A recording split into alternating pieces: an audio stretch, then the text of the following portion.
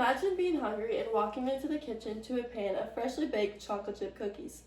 Many people like to eat baked goods, but they don't actually know the science behind baking the goods.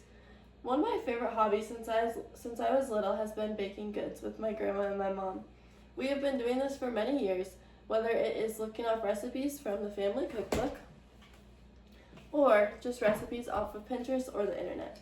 I also gathered facts today from the internet to be able to cite my sources correctly.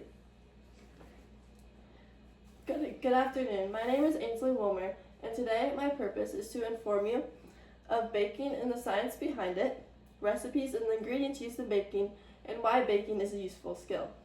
Baking is an art, as well as a science that needs specific measurements, ingredients, and practice to create delicious results. Baking is an important cooking method.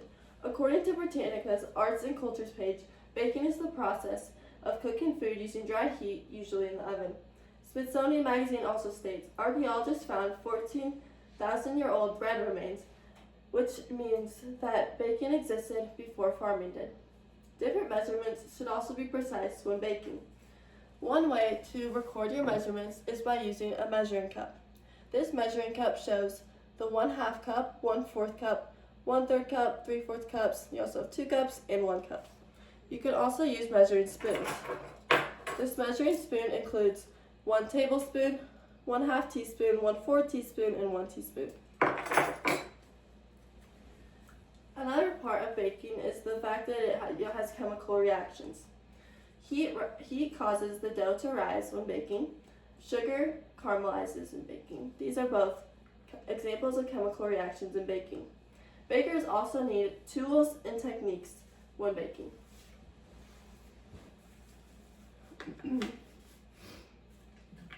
These tools and techniques include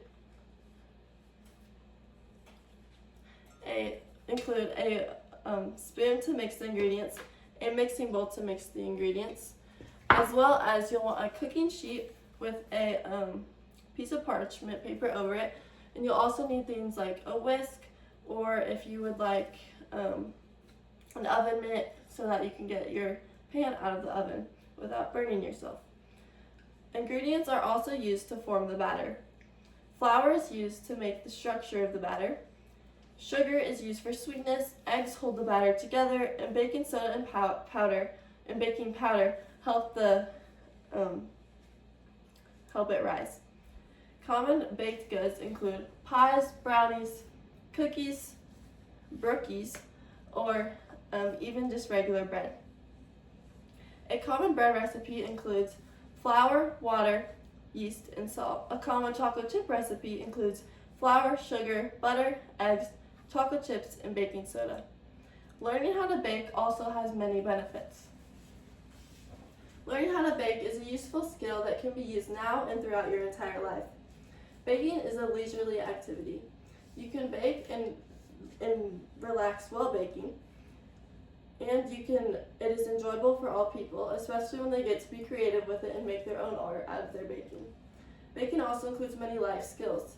You can learn measurements, you can learn patience, and you can learn different time management. Baking also brings people together. When you're baking with your family, it is a fun activity. When you're using family recipes, it is bringing you together to your relatives, and it also allows people to bake goods for others and bake them for yourself. Baking can also be used in different fundraisers where it is used to raise money for other people. It can also be used to save money as you are baking using your own ingredients rather than going to the store and spending money on baked goods from other people or stores. In conclusion, my purpose today was to show you how to bake by telling you about baking and the science behind it, the recipes and ingredients in baking, and how baking is a useful skill.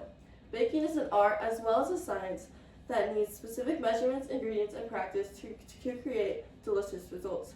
Baking can be done by people of all ages, and it is an art that will last you a lifetime.